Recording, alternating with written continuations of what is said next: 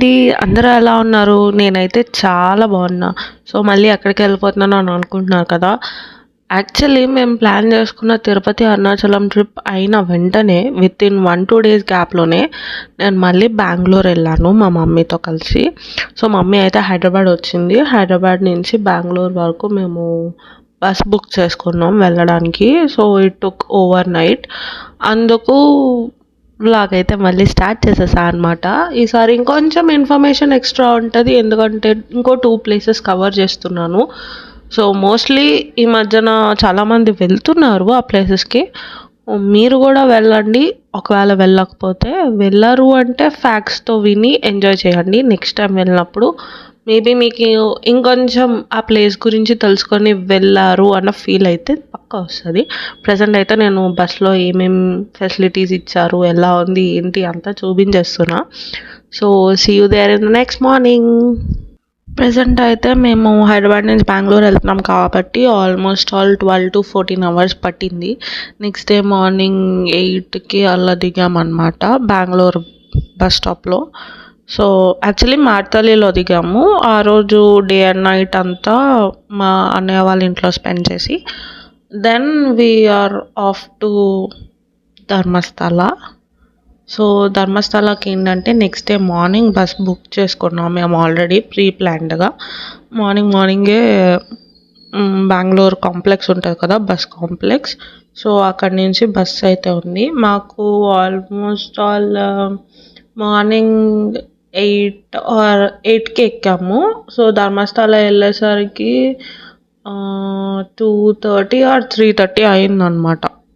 It took around almost 6 to 7 hours, ఎందుకంటే మొత్తం ఘాట్ రోడ్డే కదా. సో ఇప్పుడైతే మేము ప్రజెంట్ వెళ్తున్నాం బెంగళూరు బస్ స్టాండ్కి. మార్నింగే ఎందుకు తీసుకున్నామంటే బెంగళూరు ట్రాఫిక్ గురించి తెలిసిందే కదా. సో అందుకే పొద్దున్నే వెళ్ళిపోదామని చెప్పి తీసుకున్నాము. ఈలోపు ఏమైనా మంచి కొంచెం ఫేమస్ ప్లేసెస్ కనిపిస్తే వీడియో తీస్తున్నాను, డోంట్ మైండ్.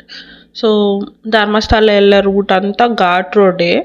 మేము సమ్మర్ కాదు సారీ కార్తీక మాసంలోనే వెళ్ళాం కాబట్టి చాలా చలి వేసింది. ఘాట్ రోడ్ అంతా అలాగే ఉంది, చలిస్తుంది. అండ్ ఘాట్ రోడ్ ఎక్స్టెన్షన్ కూడా చేస్తున్నారు. సో దానివల్ల ఇంకొంచెం కంజెస్టెడ్ అనిపించింది, ఎందుకంటే లాస్ట్ టైం నేను ఆల్రెడీ ధర్మస్థల వెళ్ళాను, వీడియో అయితే ఉన్నది, పెడతాను. సో అప్పటికన్నా ఇప్పుడు ఇంకొంచెం డెవలప్మెంట్ చేస్తున్నారు అనిపించింది. అండ్ అప్పుడు ఏదో హరిబరిలో వెళ్ళాము, మార్నింగే వెళ్ళాము, నదిలో స్నానం చేసి వెళ్ళాం అనమాట. ఈసారి అలా ఏం అవ్వలే. ప్రజెంట్ అయితే బస్సు ఎక్కేసాం. ఘాట్ రోడ్ అంతా కొండని తవ్వుతున్నారు కదా, సో అదే రోడ్ అయితే ఎక్స్టెన్షన్ చేస్తున్నారు అనమాట. ఒక పక్క చలి, ఇంకో పక్క దుమ్ము, మొత్తం బస్ జర్నీ అంతా. జనాలు అయితే బాగానే ఉన్నారు. మీరు కూడా వెళ్ళాలి అంటే you can go from either Mangaluru నుంచి కూడా దగ్గర డిస్టెన్స్ ఉంటుంది, లేదు అంటే బెంగళూరు నుంచి కూడా వెళ్ళొచ్చు. ఫ్లైట్ అయినా ట్రైన్ అయినా సరే మంగళూరు నుంచి 72 kilometers అలా ఉంటుంది. బెంగళూరు నుంచి అయితే 290 kilometers అలా ఉంటుంది అనమాట. సో మీరు నియరెస్ట్ డిస్టెన్స్ కావాలంటే మంగళూరుకి చూస్ చేసుకోవచ్చు. ఎయిర్పోర్ట్ ఉంది, ట్రైన్స్ కూడా ఉన్నాయి, బస్సెస్ కూడా ఉంటాయి. మేబీ మంగళూరు నుంచి అయితే అరౌండ్ 50 rupees ఆర్ అలా ఛార్జ్ చేయొచ్చు రాదర్ దాన్ ఫ్రమ్ బెంగళూరు. మేము కొంచెం డెస్టినేషన్ అట్లా ఉంటుందని చెప్పి ఇలా ప్లాన్ చేసుకున్నాము. మధ్యలో బస్సులో అయితే ఆ ఘాట్ రోడ్ సెక్షన్లోనే ఎక్కడో ఆపుతాడు బ్రేక్కి, తర్వాత మళ్ళీ స్టార్ట్ టు ధర్మస్థల అనమాట. ఈ టెంపుల్ ఫ్యాక్ట్స్ అని అనను కానీ హిస్టరీ అయితే చెప్తా. 800 years బ్యాక్ ఈ ఏరియాని కుడుమ అని అనేవారంట. జైన్ సోల్జర్స్లో ఒక ఆయన బేరమన్న పార్కడే అనే సోల్జర్ ఇక్కడ ఉండేవారు వాళ్ళ వైఫ్తో. సో అప్పుడు ఆ ఇంటి పేరు నీలయాడి బేడు అని ఉండేది.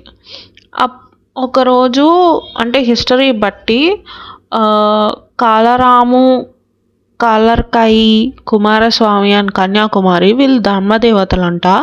ఒకసారి ఆయన కలలోకి వచ్చి ధర్మస్థాపన చేయడానికి ఏదో ఒక స్టెప్ ఇనిషియేషన్ తీసుకోవాలి కదా.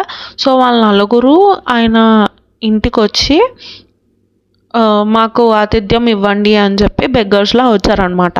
అయితే వాళ్ళిద్దరు కపుల్ ఇంప్రెస్ ఇంప్రెస్ అయ్యేలా చేశారు. లైక్ వాళ్ళకి అన్నం పెట్టి, మంచిగా ఆతిథ్యం ఇచ్చి చేశారు. చేస్తే అప్పుడు ఆ నలుగురు ఇంప్రెస్ అయ్యి, అప్పుడు వాళ్ళ కళ్ళలోకొచ్చి, ఇలా ధర్మస్థాపన చేయడానికి మాకొక చోటు కావాలి. నీ ఇంటిని దేవాలయంలాగా మార్చు అని చెప్తే, అప్పుడు వాళ్ళు పక్కనే వేరే ఇల్లు కట్టుకొని ఆ ఇంటిని దేవాలయంలా మార్చేసి వీళ్ళు లైఫ్ లాంగ్ ఇంకా లైఫ్ అంతా దేవుడికి సేవ చేస్తూ ఉండిపోదామని ఫిక్స్ అయిపోయారు. అలా అందరూ దేవుళ్ళని ఆ ఇంట్లో అయితే స్థాపించారనమాట. స్థాపించి ఒక పూజారిని కూడా నిర్మించారు పూజలు చేయడానికి. అప్పుడు సడన్గా ఒకరోజు పూజారికి పూనకం వచ్చి ఇక్కడ శివలింగాన్ని కూడా స్థాపించండి అని చెప్పారనమాట. అప్పుడు అన్నప్ప స్వామికి ఈ కబురు పంపిస్తే ఆయన కదిరి నుంచి ఒక శివలింగాన్ని తీసుకొచ్చి ఇక్కడ ప్రతిష్ఠిస్తారు. అలా పూజలు రోజు నిర్వహిస్తూ ఉంటారనమాట. ఒక 16th దశాబ్దంలో ఈ జైన్ కపుల్ వారసుల్లో శ్రీ దేవరాజుల డేకరే వారు ఉడిపిలో ఉన్న వాతరాజస్వామిని ఈ టెంపుల్కి రమ్మని చెప్పి ఇన్విటేషన్ పంపించారనమాట. అయితే ఆయన వస్తారు, కొంచెం ప్రసిద్ధి అవుతుంది కదా అని చెప్పి ఆయన వస్తారనమాట. వస్తే అప్పుడు ఆయన అంటారు, అన్నప్ప స్వామి ప్రతిష్ఠించారు కానీ మంత్రోచ్చారణతో కరెక్ట్గా ప్రతిష్ఠించలేదు కదా, సో ఆ కార్యక్రమాన్ని నేను చేస్తాను అని చెప్పి అప్పుడు మంత్రోచ్చారణలతో ప్రతిష్ఠించి అప్పుడు ఈ ప్లేస్ని ధర్మస్థల అని రీనేమ్ చేశారు. అప్పటి నుంచి ధర్మస్థల అనే పేరు వచ్చింది.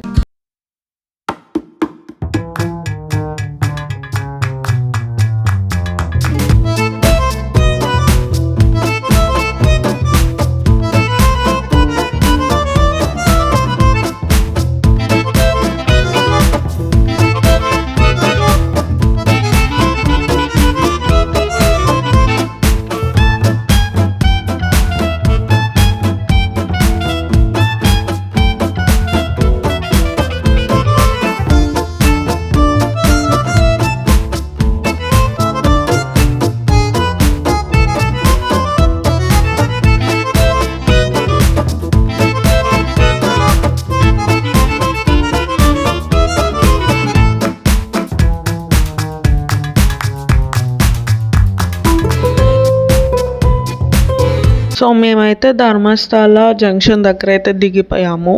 ఎంట్రీ గేట్ ముందనమాట. గేట్ ముందే మనకి బస్ స్టాండ్ అనేది ఉంటుంది. వేరే ప్లేసెస్కి వెళ్ళడానికన్నా, మళ్ళీ బ్యాక్ టు బెంగళూరు ఆర్ మంగళూరుకి వెళ్ళడానికన్నా మేము యాక్చువల్లీ ఇక్కడ నుంచి ఇంకో ప్లేస్కి వెళ్దాం అనుకుంటున్నాం కాబట్టి మా లగేజ్తో పాటు వచ్చేసాము. ఇది ఎంట్రన్స్ గేట్ అనమాట.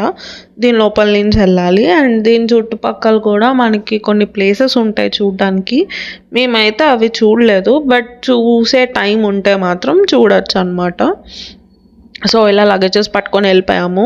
యాక్చువల్లీ నది దగ్గర దిగుదాం అనుకున్నాం, కానీ అంత ప్లాన్ లేదు కాబట్టి సో డైరెక్ట్గా టెంపుల్ దగ్గర దిగాం. లేదంటే నేత్రావతి నది దగ్గర దిగి స్నానాలు చేసుకొని వస్తారనమాట టెంపుల్కి. ఇదంతా మనకి వాక్వే అనమాట.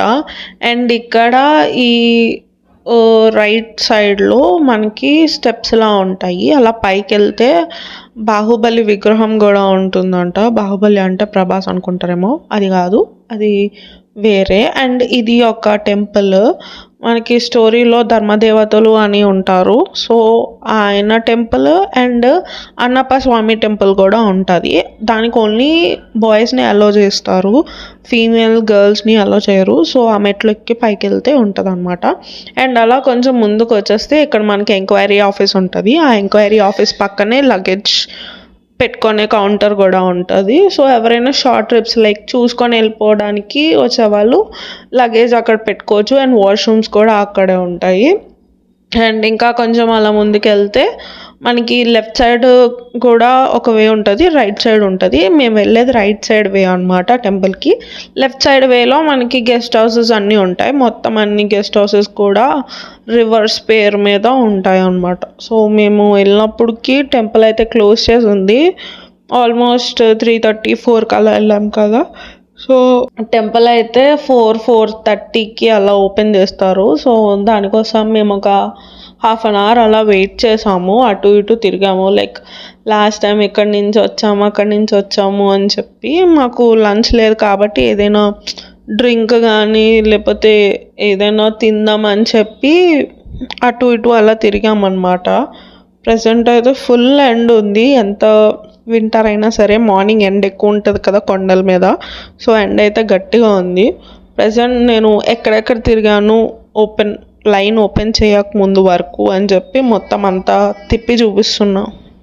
ఇక్కడ నుంచి మనకి మొత్తం పార్కింగ్, ఒక సైడ్ అన్నదానంకి వెళ్ళే ప్లేస్ అదంతా వస్తుంది. అండ్ వాష్రూమ్స్ కూడా ఉంటాయి ఎక్కడికక్కడ. ఆ రెడ్ కనిపిస్తుంది కదా కొన్ని పైన కలసాల్లా ఉన్నాయి, అదే టెంపుల్ అనమాట. ఈ టెంపుల్ మనకి స్టోరీలో చెప్పినట్టు సేమ్ ఇల్లులాగే ఉంటుంది, ఎందుకంటే ఇల్లే కాబట్టి.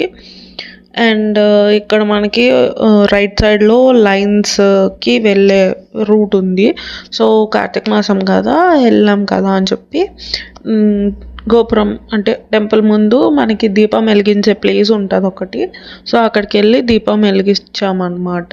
అండ్ ఇది కొంచెం క్లోజ్ వ్యూ. అండ్ అక్కడ బోర్డ్స్ కూడా ఉన్నాయి, 5 o'clock or 5:30 నుంచి ఓపెన్ అవుతుంది అని చెప్పి temple 5 to 8. And evening time మేము ఉండలేదు, కానీ ఈవినింగ్ టైం ఉంటే మాత్రం అన్నప్ప స్వామి ఒక కాంతారా గెటప్లో వస్తారు. అంటే మేబీ రోజు వస్తారో లేదో తెలీదు, or maybe in special days. Evening time అయితే వచ్చి ఆయన పూజలు చేస్తారు. అండ్ ఈ టెంపుల్ జైన మతస్థులు వాళ్ళు అంటే వాళ్ళ వారసత్వం నుంచి ఉంది కాబట్టి వాళ్ళే ఈ టెంపుల్ని మెయింటైన్ చేస్తున్నారు కాబట్టి ఈవినింగ్ టైం ఆ వారసులు కూడా వచ్చి స్వామివారికి పూజ చేస్తారంట, స్పెషల్ పూజ. సో ఈవినింగ్ వరకు ఉన్న వాళ్ళకి అవి చూసే ఆపర్చునిటీ ఉంటుంది. అండ్ దీపం వెలిగించాక ఇక్కడ ఒక గార్డెన్ ఉంటుంది. గార్డెన్లోకి ఈసారి అయితే వెళ్ళలేదు, కానీ నార్మల్గా అయితే లోపల పెద్ద ఎక్వేరియం ఉంటుంది, చాలా డిఫరెంట్ టైప్ ఆఫ్ ఫిషెస్ ఉంటాయి. మోస్ట్లీ జనాలు రిలాక్స్ అవ్వడానికి గార్డెన్ యూస్ చేస్తారు. అండ్ ఇక్కడ ఈ క్లాక్ వెనకతల రెడ్ కలర్ ఒక షెడ్లా ఉంది కదా, అందులో మొత్తం రథాలు ఉంటాయి అన్నమాట, స్వామివారి రథాలు. మేమైతే ప్రజెంట్ లైన్లో వెయిట్ చేసాము, ఒక 5-10 minutesలోనే ఓపెన్ అయిపోయింది. స్టార్టింగ్లోనే ఉన్నాం కాబట్టి దర్శనం కూడా బాగానే అయ్యింది, తొందరగా అయ్యింది. ఎక్కడ తోసుకున్నట్టు అనిపించలేదు, ఎందుకంటే మనకి క్లియర్గా కనిపిస్తుంది. సో ఫ్రీ లైన్కి వెళ్ళిపోయామన్నమాట. దర్శనం అయిపోగానే మళ్ళీ మేము నెక్స్ట్ డెస్టినేషన్ దట్ ఈస్ కుకి సుబ్రహ్మణ్య టెంపుల్కి అయితే వెళ్ళిపోయాం. లైన్లో ఒక 10 minutes అలా వెయిట్ చేయించాడు, బట్ ఫాస్ట్గానే అయింది. కుకి సుబ్రహ్మణ్యంలో ఏం చేసాం, ఏం పూజలు చేయించుకున్నాం అవన్నీ నెక్స్ట్ వీడియోలో క్లారిటీగా అన్నీ చెప్తాను. So don't forget to like, share and subscribe to my channel. Until then stay safe, stay healthy, మంచిగా ఉండండి, నవ్వుతూ ఉండండి. See you in my next video. Bye.